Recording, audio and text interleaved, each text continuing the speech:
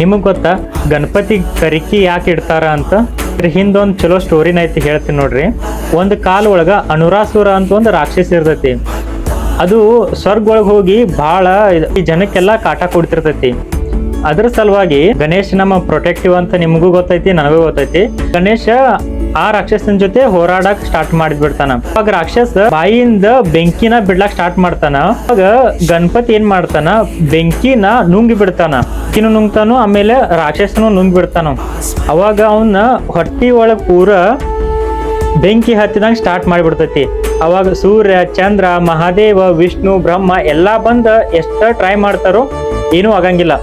ಅಲ್ಲಿ ಸೈಡ್ ಇದ್ದ ಒಂದು ಋಷಿ ಮುನಿಗಳು ಏನ್ ಮಾಡ್ತಾರ, 21 ಕರ್ಕಿ ತೆಗದ ಅವ್ರ ತಲೆ ಮೇಲೆ ಇಟ್ಬಿಡ್ತಾರ. ಅವಾಗ ಗಣಪತಿ ಶಾಖ ಪೂರ ಕಡಿಮೆ ಆಗಿಬಿಡ್ತೈತಿ.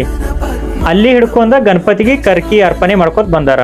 ಅವಾಗ ಗಣಪತಿ ನಕ್ಕೋತ ಹೇಳ್ತಾರ, ನನಗೆ ಯಾರು ಕರ್ಕಿ ಅರ್ಪಣೆ ಮಾಡ್ತಾರಲ್ಲ ನಾ ಅವ್ರ ಕಡೆ ಯಾವಾಗೂ ಇರ್ತೀನಿ ಅಂತ ಹೇಳ್ಬಿಡ್ತಾರ. ಈಗಾದ್ರೂ ಗಣಪತಿ ಕರ್ಕಿನ ಅರ್ಪಣೆ ಮಾಡ್ತಾರ.